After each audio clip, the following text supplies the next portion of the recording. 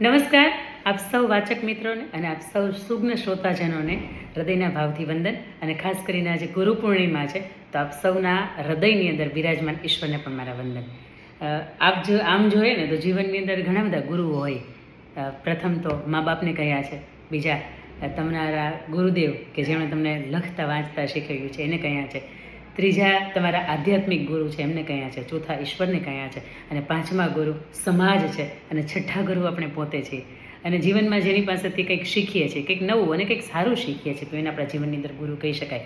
પરંતુ ગુરુ પૂર્ણિમાને અનુરૂપ એવી એક ઘટના થોડા સમય પહેલાં એક શહેરની અંદર જોવા મળી, અને એના માધ્યમથી આપણે મારે કહેવું છે કે ગુરુનું આપણા જીવનની અંદર હોવું શા માટે જરૂરી છે. દરેક વ્યક્તિ છે એમના જીવનની અંદર એ ગુરુ ધારતા હોય, એમને જેને માનતા હોય, એની પ્રત્યે અનન્ય શ્રદ્ધા ભક્તિ ભાવ હોય તો એમને એ ગુરુ કહેતા હોય છે. પરંતુ એ ઘટના કંઈક એવી ઘટે છે કે આપની વચ્ચે કદાચ હું મૂકું ને તો પણ આપ માનશો કે એની જીવનની અંદર ગુરુનું હોવું કેટલું જરૂરી છે. થોડા દિવસ પહેલાં એક શહેરની અંદર એક રસ્તા પરથી પ્રત્યક્ષ આ ઘટનાને મેં જોઈ છે, એની હું સાક્ષી રહી છું કે ત્યાંથી મારે નીકળવાનું થયું બરાબર, અને એક નાસ્તાની દુકાનવાળો હતો, અને એ માણસ બહાર હતો, કોઈની સામે આજીજી કરતો હતો. 20-25 લોકોની ત્યાં ટોળી છે એ ભેગી થઈ ગઈ હતી, અને એક ટેમ્પો હતો કે જેની અંદર જે નાસ્તાની અંદર જે દુકાનની અંદર વસ્તુઓ હતી એ ટેમ્પાની અંદર ભરતા હતા.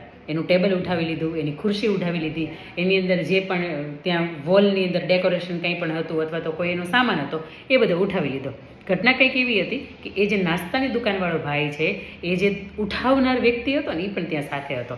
એને 2 હાથની આજીજી જોડીને એવું કીધું કે ભલા માણસ, 1 મહિનાની અંદર જો હું 70,000 રૂપિયા તમને આપી જ શકતો હતો તો મેં તમને આપી દીધા હોત, તમારે આના માટે અહીંયા થોડું આવવું પડ્યું હોત. અને પેલો માણસ ખૂબ જ આમ ગેરવર્તણૂકની સાથે એવું કહેતો હતો કે 1 મહિનાની અંદર તાર ધંધો ચાલુ કરવો હતો ત્યારે તાર પાસે 70,000 રૂપિયા લઈ જવા તને બહુ સારા લાગતા હતા, પણ આજે જ્યારે તારે આપવા પડે છે ત્યારે તને બહુ તકલીફ પડે છે. અને પેલો માણસ બહુ વિનમ્રતાની સાથે, આંખમાં આંસુ હતા, અને ક્યાંક ભગવાનનું તિલક પણ તાણ્યું હતું એમને, અને બહુ આજીજીની સાથે કહેતો હતો કે મને તમે 10 દિવસનો સમય આપો, 1 મહિનાની અંદર એટલી હું કમાણી નથી કરી શક્યો કે આપના પૈસા છે હું આપને પરત આપી શકું. પણ પેલો માણસ એટલો બધો હસતો હતો, એની સાથે આવેલા બીજા 5-7 માણસો છે એટલા બધા હસતા હતા, અને એની ટેબલ છે, એની ખુરશી છે, એ બધી ઉઠાવી લેવામાં, એ ટેમ્પો ભરવામાં એને એટલો બધો આનંદ આવતો હતો કે એક ક્ષણે મને અંદરથી એવું થયું કે એ ઉઠાવનાર વ્યક્તિના જીવનની અંદર કોઈ ગુરુ નહીં હોય, એ કોઈ પણ વ્યક્તિ છે એનું માનતો નહીં હોય.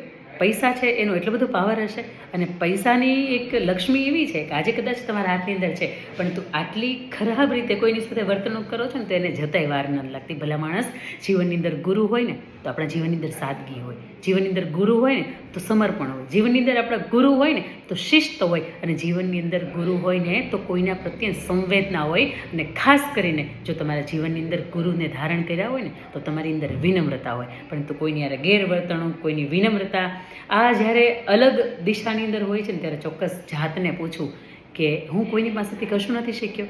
જો મા બાપને ગુરુ ધાર્યા હોય તો સંવેદના તમને જાણવા મળે.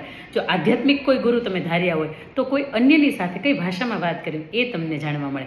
સમાજ જો તમારો ગુરુ ધાર્યો હોય ને તો સમાજ પાસેથી પણ તમને શીખવા મળે, અને અંતમાં તમારી જાતની સાથે બનેલો જે ભૂતકાળની ઘટનાઓ છે ને એનાથી તમને જાત પણ ઘણું બધું શીખવે છે. આવો આ ઘટનાને ગુરુની સાથે એટલા માટે હું જોડું છું કે જે માણસના જીવનની અંદર ખરેખર ગુરુ હોય ને તો એ કોઈ સામેવાળાની જગ્યા ઉપર રહીને એની સંવેદના, એમનું જે જીવનનું દુઃખ છે, એમની પીડાને, એની વ્યથાને, એની કથા છે ને એ સમજી શકે એવું હોય.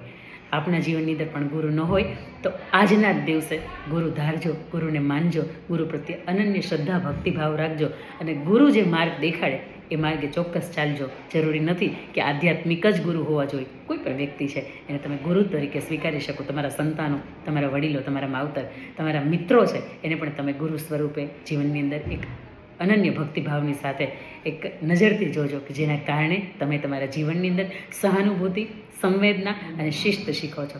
આવો આપ સૌને ફરીથી ગુરુ પૂર્ણિમાની હાર્દિક શુભેચ્છા. જય હિન્દ, જય ભારત. અંકિતાની વાત.